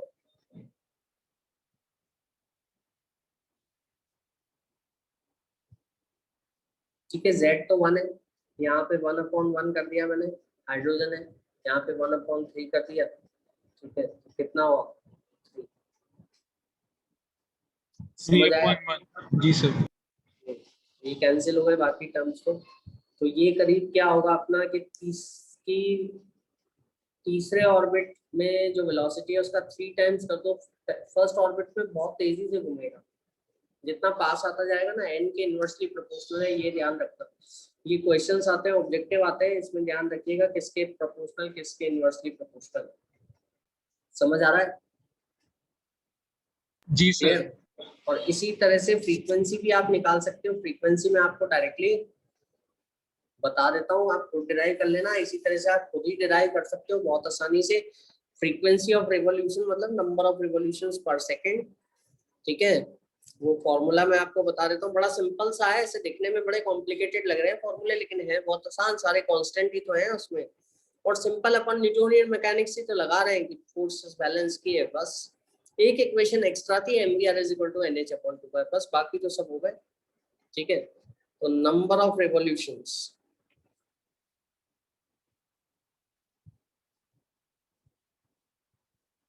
number of revolutions of electron in nth orbit। ठीक है, पर सेकेंड। तो ये फ्रीक्वेंसी ऑफ रिवॉल्यूशन कहलाती है। समझ आ गया? फ्रीक्वेंसी ऑफ रिवॉल्यूशन कितना होगा? ये रहेगा आपका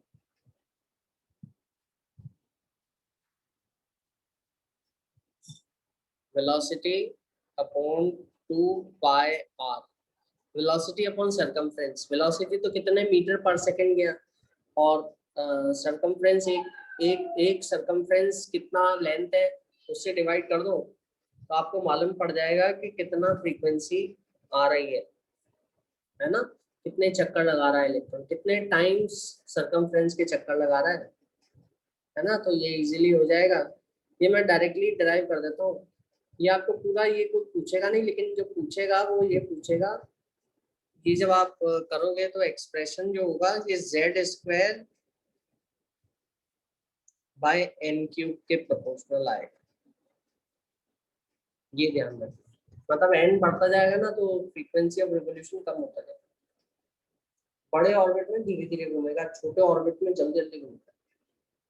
n छोटा होगा तो जल्दी जल्दी इलेक्ट्रॉन घूमेगा, क्योंकि वरना नहीं घूमेगा तो छोटा ऑर्बिट है पास में न्यूक्लियस के, तो न्यूक्लियस को खींच के अंदर गिरा देगा।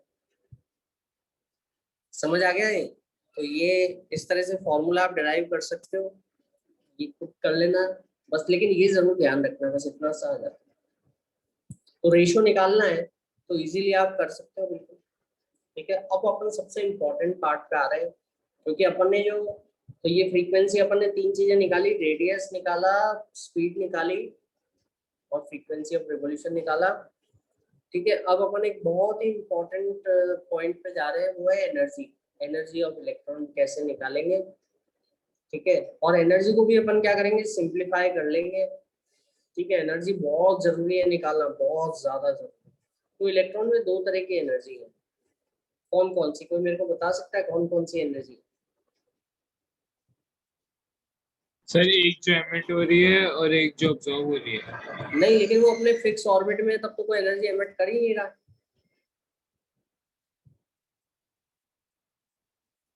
जब अपने फिक्स ऑर्बिट में, तब तो कोई एनर्जी एमिट कर ही नहीं रहा है ना। देखो, अगर मान लो ये पेंसिल है, ये अगर स्टेशनरी है तो, है ना, तो उसमें पोटेंशियल एनर्जी है कि नहीं? पोटेंशियल एनर्जी क्यों है इसमें?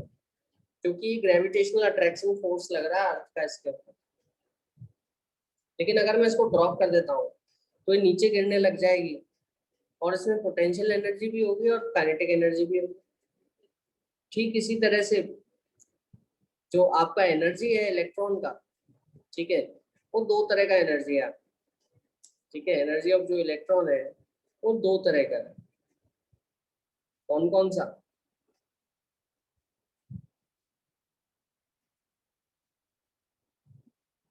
एक तो काइनेटिक एनर्जी है, तो टोटल एनर्जी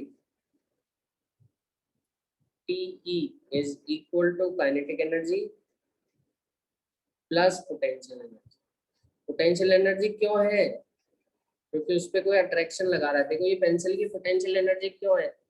अगर मान लो मैं इसको एक स्पेस में ले जाता हूँ, एम्प्टी स्पेस में, जहां पर इसके ऊपर कोई अट्रैक्शन नहीं लग रहा, तो वहां कुछ इसकी पोटेंशियल एनर्जी होगी क्या? वहां तो मैं इसको यहाँ छोड़ दूंगा तो वहीं टिक जाएगी।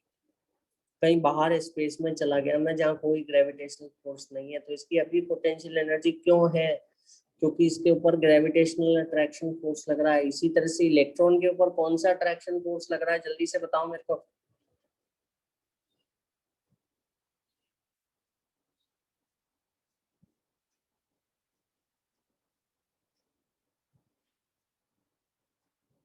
इलेक्ट्रॉन के ऊपर कौन सा अट्रैक्शन फोर्स लग रहा है? इलेक्ट्रोस्टैटिक फोर्स ऑफ अट्रैक्शन, है ना। इलेक्ट्रोस्टैटिक फोर्स ऑफ अट्रैक्शन आप जानते हैं, बहुत अच्छी तरह से जानते हैं, है ना।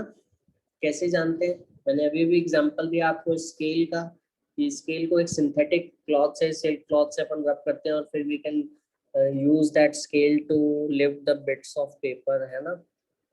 समझ आया कि नहीं आया? तो वो इलेक्ट्रोस्टैटिक फोर्स ऑफ अट्रैक्शन ही तो था। तो अगर इलेक्ट्रोस्टैटिक फोर्स ऑफ अट्रैक्शन में कोई पार्टिकल होता है तो उसकी इलेक्ट्रोस्टैटिक पोटेंशियल एनर्जी होती है। इसका फॉर्मूला भी मिलता जुलता है ना। लेकिन ये जो पोटेंशियल एनर्जी होती है, माइनस और प्लस दोनों हो सकती है। क्योंकि अट्रैक्शन है तो ये एनर्जी माइनस होगी। तो मैं यहाँ लिख रहा हूँ माइनस के तो कांस्टेंट है अपना 1/4πε0 के Q1 Q2/R। Q1 तो है अपना ये वाला न्यूक्लियस का चार्ज, क्योंकि एटॉमिक नंबर इनटू प्रोटॉन ई का चार्ज, और इलेक्ट्रॉन का चार्ज ई, है ना। माइनस है इलेक्ट्रॉन का, इसलिए माइनस आ गया। ठीक है, तो ये मैं माइनस लगा रहा हूँ बाय आर। समझ आ रहा है? तो ये इसके डायमेंशंस आपके एनर्जी के डायमेंशन होंगे। यूनिट्स एंड डायमेंशंस आप जरूर पढ़ा होगा आपने फिजिक्स में, है ना। आप देखेंगे, चेक भी कर सकते हैं। ये electrostatic potential energy due to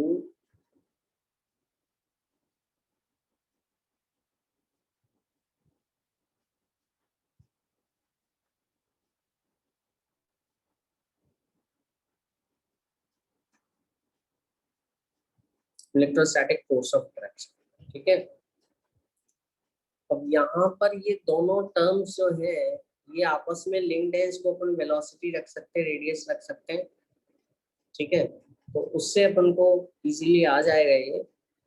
ठीक है, और ये जो एनर्जी का एक्सप्रेशन आएगा, टोटल एनर्जी का expression, energy in nth orbit का जो एक्सप्रेशन आएगा, ठीक है, वो आएगा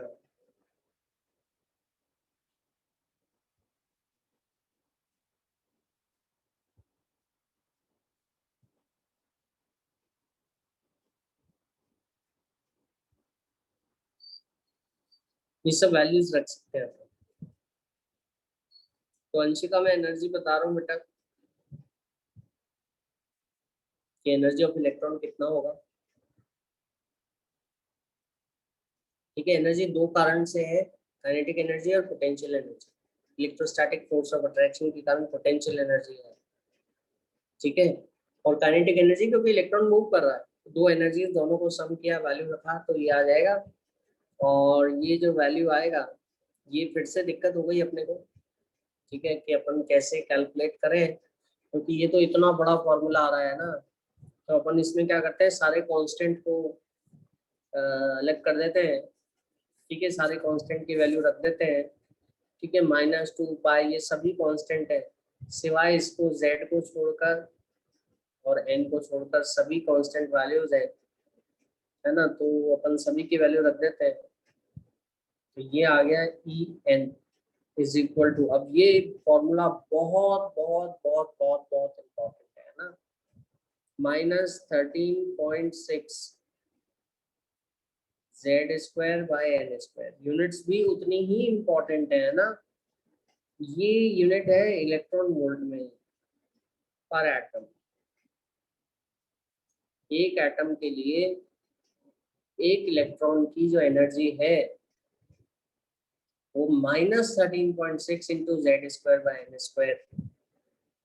n² है। समझ आ रहा है?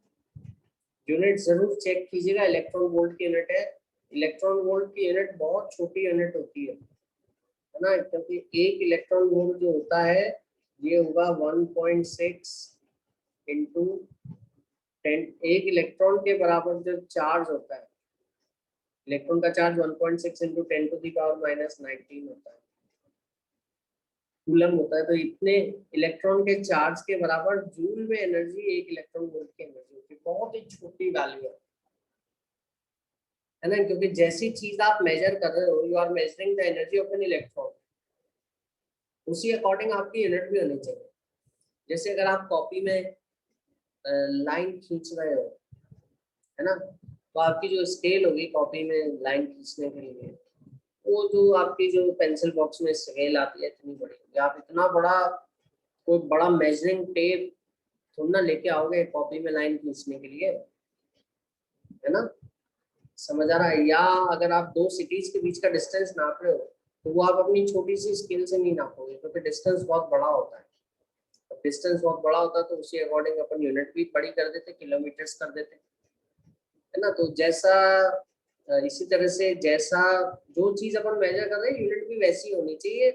हाँ, स्टैंडर्ड इंटरनेशनल यूनिट्स ऐसा यूनिट्स तो है खैर, लेकिन इट मेक सेंस कि अपन जो जैसी वैल्यू हो उसी तरह की यूनिट्स अपन ले, ठीक है।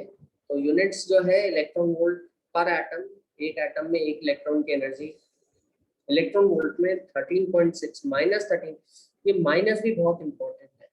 What is the significance? Energy कभी नेगेटिव और जा सकती है क्या, बताएं? अच्छा, आप इसको जूल में भी कर सकते हो, पर जब तक आप सोचोगे एनर्जी नेगेटिव में जा सकती है क्या कभी, क्योंकि यहाँ तो एनर्जी नेगेटिव में आ रही है और इसका क्या मतलब है ना, जब तक मैं इसकी वैल्यू लिखता हूँ आपके लिए जूल में, इसको 1.6 इंटू 10⁻⁻19 से मल्टीप्लाई कर दूंगा 13.6 को, तो मेरे पास वैल्यू आ जाएगी 2.18 इंटू 10⁻⁻18, ठीक है, माइनस में z² बाय n² तो फिक्स रहने वाला है, वो तो पता लगेगा कि आपको सवाल पढ़ के मालूम पड़ेगा कि कौन सा एटम एलिमेंट लिया तो उससे z और कौन से आपको, तो ये हो गया जूल पर एटम। अब एक एक एटम की एनर्जी कौन निकालने बैठेगा, है ना, कई बार ऐसा भी होता है, कई बार पूरे मोल के लिए बात आती है, NaCl की एनर्जी जो आएगी ये आएगी पूरे मोल के लिए, ठीक है, -1312 z² बाय n², पूरे एक मोल हाइड्रोजन एटम के लिए एवोगैड्रो नंबर से मल्टीप्लाई करके आ जाएगा, 1 किलो जूल पर मोल में आएगा, बड़ी वैल्यू आएगी, क्योंकि ये एक एटम के लिए नहीं है, ये एक मोल ऑफ एटम्स के लिए है जिसमें एवोगैड्रो नंबर के बराबर इलेक्ट्रॉन्स होते हैं। क्या ये सभी के समझ में आया? ये फॉर्मूला आपको दिमाग में बिठा लेना है, तो सबसे इम्पोर्टेंट है। अंशिका, अन्वी, समझ में आ रहा है कि नहीं आ रहा?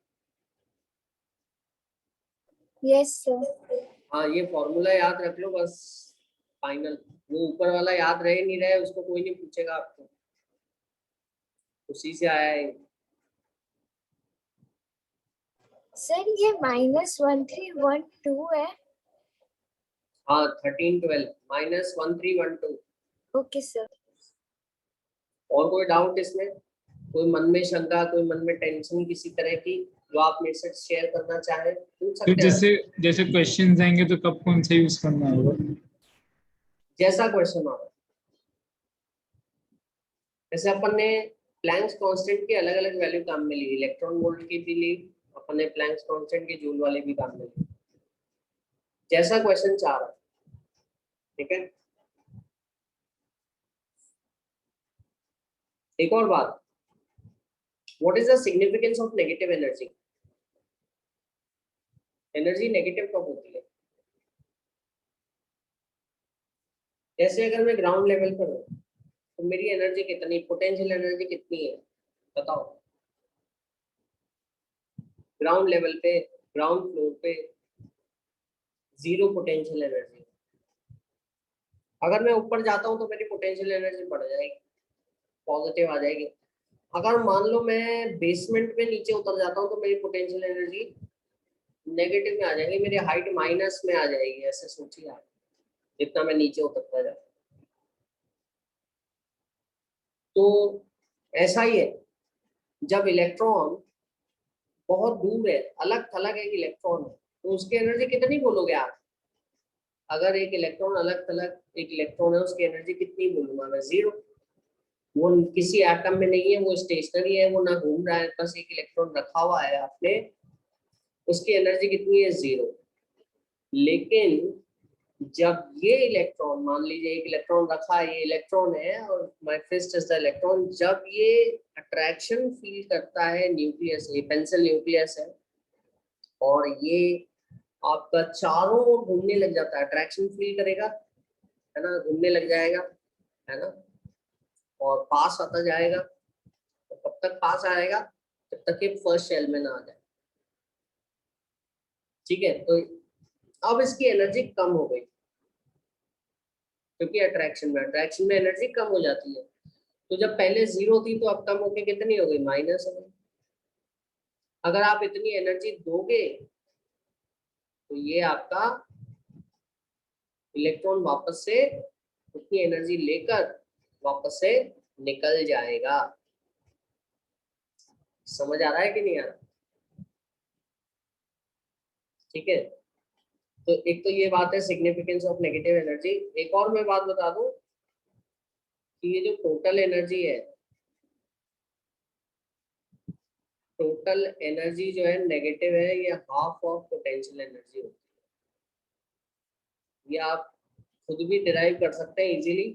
ये देखो, काइनेटिक एनर्जी की वैल्यू निकालो, पोटेंशियल एनर्जी की निकालो, ये हाफ ऑफ पोटेंशियल एनर्जी होती है, ये ध्यान रखिएगा। अच्छा, टोटल एनर्जी हमेशा नेगेटिव आएगी, काइनेटिक एनर्जी तो हमेशा पॉजिटिव होती है, तो माइनस के ही होगा। ये total energy in terms of potential, only in terms of potential energy, ये काइनेटिक एनर्जी के टर्म्स में, ठीक है। अगर ये तो कोई पूछता है कि काइनेटिक एनर्जी का कितने गुना है टोटल एनर्जी, तो काइनेटिक एनर्जी के जितनी ही है, लेकिन साइन अपोजिट है। काइनेटिक एनर्जी पॉजिटिव है, टोटल एनर्जी नेगेटिव है ना। ये वही बात हो गई कि आप 10 मीटर ऊपर खड़े हो और मैं 10 मीटर नीचे बेसमेंट में खड़ा, तो मेरी एनर्जी -10 हो गई और आपकी एनर्जी +10 हो गई। अलग अलग बातें हैं, है ना। दोनों की एनर्जी बराबर मत करना, बोलना आप ये मत बोलना कि 10 ही है तो वैल्यू 10, ऐसा नहीं है। आपकी +10 है, मेरी -10 है, क्योंकि मैं बेसमेंट में हूँ, 10 मीटर नीचे हूँ, आप 10 मीटर ऊपर है। काइनेटिक एनर्जी हमेशा पॉजिटिव होती है। टोटल एनर्जी अगर काइनेटिक एनर्जी की टर्म में एक्सप्रेस करोगे तो माइनस के ही आ जाएगा, और पोटेंशियल एनर्जी की टर्म में करोगे तो हाफ ऑफ पोटेंशियल एनर्जी आ जाएगा। और इससे अपन ये देख सकते हैं कि पोटेंशियल एनर्जी और काइनेटिक एनर्जी में क्या रिश्ता है, ठीक है। तो पोटेंशियल एनर्जी जो है, दोनों को इक्वेट कर दो, क्योंकि टोटल एनर्जी है दोनों। पोटेंशियल हाफ ऑफ, दोनों को इक्वेट करके देखा अपन ने कि जो हाफ ऑफ पोटेंशियल एनर्जी है और ये माइनस काइनेटिक एनर्जी बराबर है, क्योंकि दोनों के दोनों आपके क्या बता रहे हैं, ये टोटल एनर्जी बता रहे हैं। तो potential energy is equal to -2T।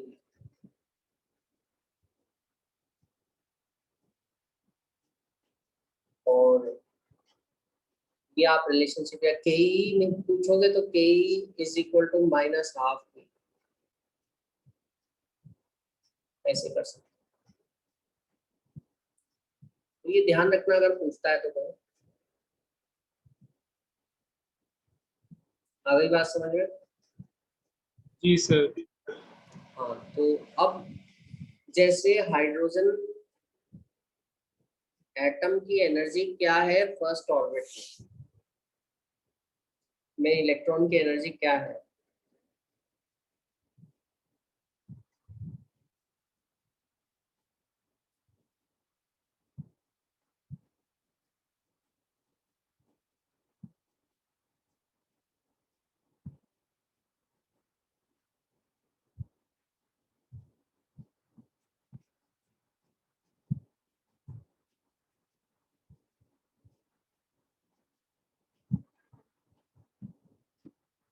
Electron volt में बताइएगा, क्योंकि इलेक्ट्रॉन वोल्ट एक इलेक्ट्रॉन की एनर्जी,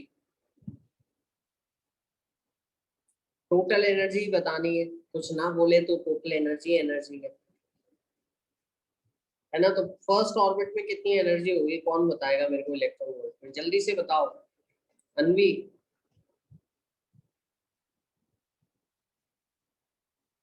फर्स्ट ऑर्बिट में इलेक्ट्रॉन की एनर्जी बताएं। -13.6। हाँ, -13.6 eV। E2 सेकेंड सेल में कितनी होगी? -13.6 अपॉन 2 करेंगे, अपॉन 4। हाँ, -13.6/4, तो 4 3 × 12, 4 4 16, -3.4 इलेक्ट्रॉन वोल्ट एक इलेक्ट्रॉन की एनर्जी है ये। आप इसी तरह से पर मोल की भी निकाल सकते हैं। अगर थर्ड सेल में इलेक्ट्रॉन चला जाए तो कितनी एनर्जी होगी? -13.6 अपॉन 9 करेंगे।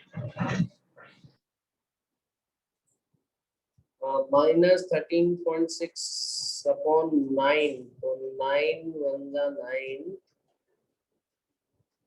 है ना। 9 कितना बचा? 4 बचा है ना। 9 5 45, -1.51 इलेक्ट्रॉन वोल्ट। E4 कितना होगा? -13.6/16, ये हो गया 0.85 इलेक्ट्रॉन वोल्ट। ठीक है, एंड सो ऑन, ऐसे आप निकाल सकते हो। अच्छा, एक और मेरे को बात बताओ, जब इलेक्ट्रॉन बाहर ही निकल गया,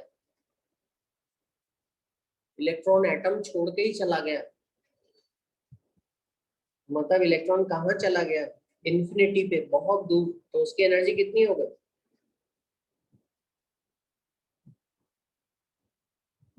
0। सर 0 0। हो गई। हाँ, एन बहुत बड़ा ले लो, इनफाइनाइट बहुत बड़ा नंबर, 1 बहुत बड़ा नंबर का स्क्वायर और भी बहुत बड़ा होगा, तो 0 एनर्जी होगा। समझ आ रहा है? जी सर। तो अगर अभी जैसे एटम है, हाइड्रोजन एटम है, जिसमें इलेक्ट्रॉन जो है, ये न्यूक्लियस है, ये इलेक्ट्रॉन है, इसकी एनर्जी जो है -13.6 इलेक्ट्रॉन वोल्ट है। तो मैं इसको कितनी एनर्जी देता हूँ जिससे ये इलेक्ट्रॉन इस एटम को, इस न्यूक्लियस को छोड़ के अलग हो जाए?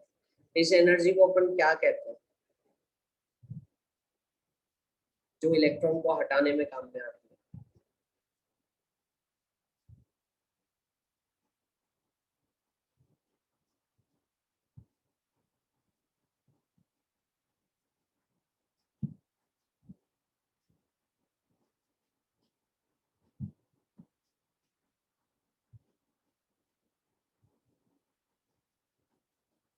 तो इसकी एनर्जी भी -13.6 एटम में है ये इलेक्ट्रॉन। कितनी एनर्जी मैं और देता हूँ जिससे ये छोड़ के निकल जाए, न्यूक्लियस से अलग हो जाए, और ऐसी एनर्जी को मैं, क्योंकि आयन बन जाएगा फिर ये हाइड्रोजन एटम, तो इसको मैं कहता हूँ आयनाइजेशन एनर्जी। ठीक है, और जैसा कि मैंने देखा कि अभी इसकी एनर्जी यहाँ पर है, तो कितनी एनर्जी मैं प्रोवाइड करूंगा इसकी एनर्जी 0 हो जाए, बताएं जरा कितनी एनर्जी देंगे। यस अंशिका उनी बताओ कितनी एनर्जी दूं अदनान कि ये इसकी एनर्जी 0 आ जाए।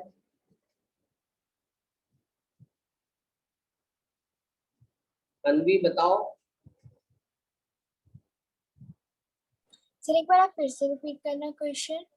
हाँ फर्स्ट सेल में इतनी एनर्जी है ना, मैं कितनी एनर्जी और दूं, what is the energy which is required to remove the electron completely, minimum energy required to remove the electron completely from the hydrogen atom, या सर फिर माइनस इसको 3.4। नहीं, देखो अभी इतनी एनर्जी है ना, तो इन्फिनिट पे चला जाए इलेक्ट्रॉन तो 0 हो जाए, इसमें क्या ऐड करूंगा मैं कि एनर्जी 0 हो जाए, बताओ। सर 13.6। हाँ 13.6 अगर मैं इतनी वैल्यू जो नेगेटिव है इतनी की इतनी दे देता हूँ, तो ये आपका क्या होगा, इलेक्ट्रॉन की वैल्यू 0 हो जाएगी, एनर्जी मतलब वो फ्री हो गया, ठीक है। तो plus 13.6 electron volt is the energy which is required to remove the electron from its ground state in hydrogen atom। समझ आया कि नहीं आया? आ गया सर। ठीक है 13.6 इलेक्ट्रॉन वोल्ट होती है। तो ये आयनाइजेशन एनर्जी का फॉर्मूला है आई ई, किसी एटम की आयनाइजेशन एनर्जी है ना, फाइनल एनर्जी मतलब फाइनल एनर्जी 0 आयनाइज हो गया minus initial energy minus 13.6 z square by n square. तो आयनाइजेशन एनर्जी उतनी वैल्यू होगी जो एनर्जी की है, वो बस ये वैल्यू माइनस में है, वो वैल्यू प्लस में देंगे जो अपन देंगे ताकि इलेक्ट्रॉन पूरी तरह हट जाए, है ना। 13.6 into z square by n square is the ionization energy। आ गई बात समझ में? ऑफ जी सर। तो ये z स्क्वायर के प्रोपोर्शनल होती है, ठीक है। आपके जैसे आयनाइजेशन एनर्जी आपकी पूछी जाए हीलियम की कितनी होगी,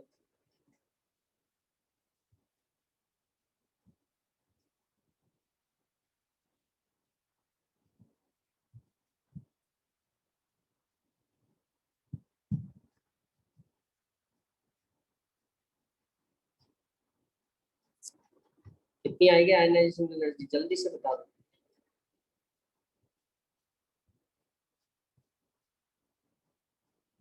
13.6 into 2। 13.6 इंटू जी वापस से सोचो थोड़ा सा। into 4 हाँ जेड स्क्वायर करना है अपन को, वेरी गुड। तो I E is equal to 13.6 into Z square by n square into helium का एटॉमिक नंबर 2 होता है तो 4,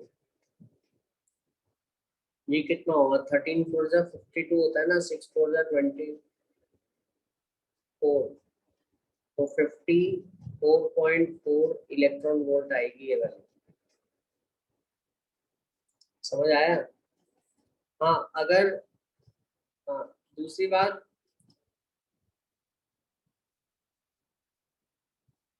अगर आप इलेक्ट्रॉन की एनर्जी से लिखी हुई है, यहाँ से यहाँ तक आने में कितनी एनर्जी दोगे, ये कहलाती है फर्स्ट एक्साइटेशन एनर्जी। समझ आया आपके? फर्स्ट एक्साइटेशन एनर्जी कहलाती है।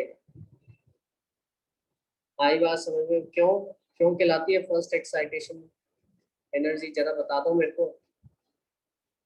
फिर क्योंकि पहले ऑर्बिट से दूसरे ऑर्बिट की एनर्जी हाँ, लेने जाते हैं। पहली एक्साइटेड स्टेट में आया है ना, पहली एक्साइटेड स्टेट में आया है इलेक्ट्रॉन, तो इसको कहता हूं मैं फर्स्ट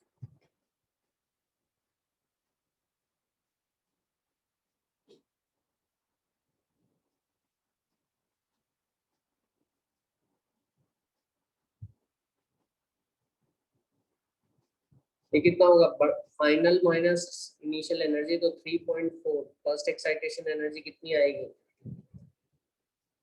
-3.4। साइन का बहुत ध्यान रखना पड़ेगा, माइनस ऑफ -13.6, समझ आ रहा है, तो ये आएगी कितनी, जल्दी जी सर। बताओ।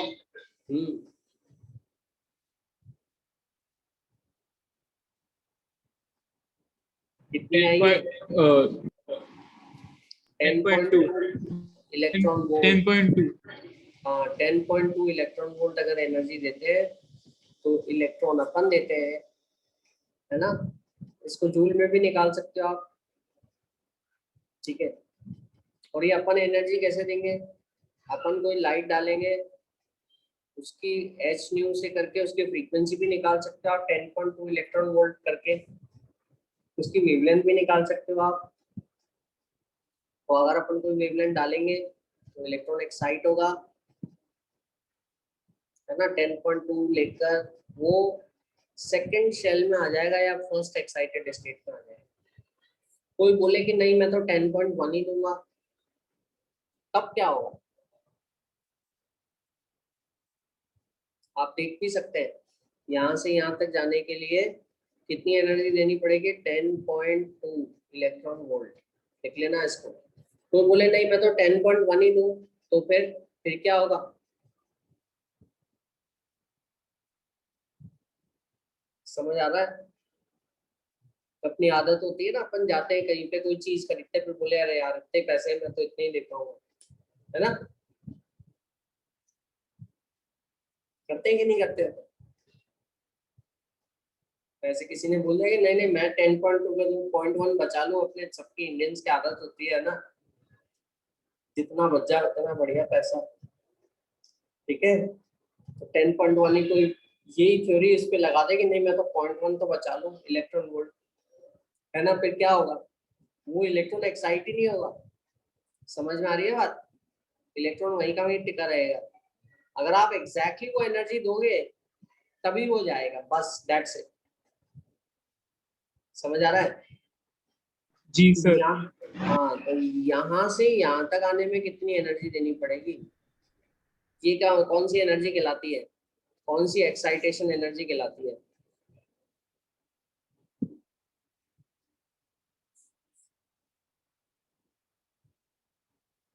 जल्दी बताओ मेरे को, अनवी कहाँ पर हो, अंशिका,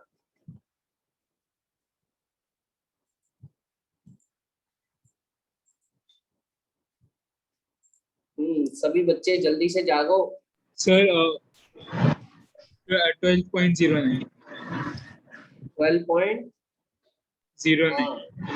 12.09 इलेक्ट्रॉन वोल्ट अगर कोई एनर्जी देगा तो इलेक्ट्रॉन, ये सेकंड एक्साइटेशन एनर्जी है, समझ आया, और ये थर्ड ऑर्बिट में चला जाएगा, ठीक है। तो इस तरह से अपन निकाल सकते हैं, तीसरे से चौथे ऑर्बिट में आएगा इलेक्ट्रॉन तो कितनी एनर्जी निकलेगी, देनी पड़ेगी यहाँ से, तीसरे से चौथे में। तीसरे से चौथे में जाने में कितनी एनर्जी देनी पड़ेगी, बड़ी एनर्जी ये है, माइनस में जितना छोटा नंबर होता है उतना बड़ा वैल्यू होता है।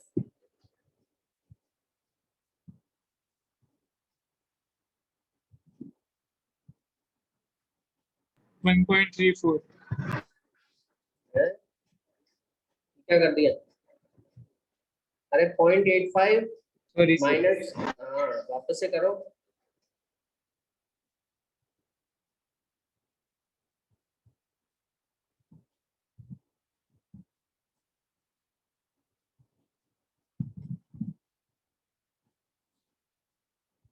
इतनी देनी पड़ेगी। तो इलेक्ट्रॉन जो है सेकंड एक्साइटेड स्टेट से थर्ड एक्साइटेड स्टेट में लाने में इतनी एनर्जी देनी पड़ेगी। समझ में आ गया?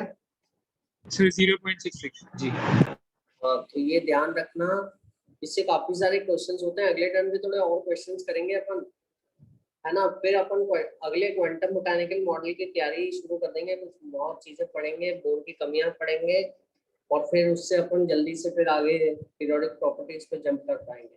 समझ में आया? जी सर। हाँ, तो और कोई डाउट किसी को? उम्मीद सर सुनिए सर, ये स्ट्रक्चरल एटम कब तक खत्म हो जाएगा?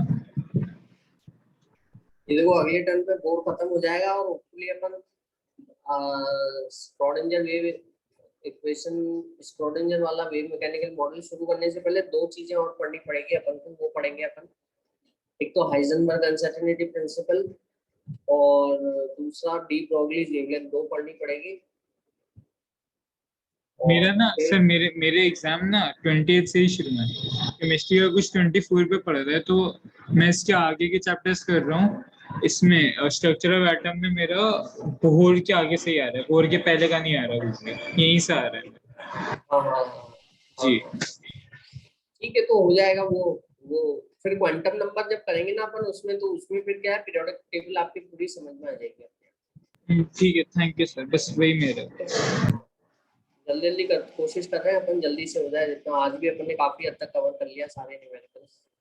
ठीक है, जी चलो, thank you sir. Okay, bye bye everyone, take care, good night.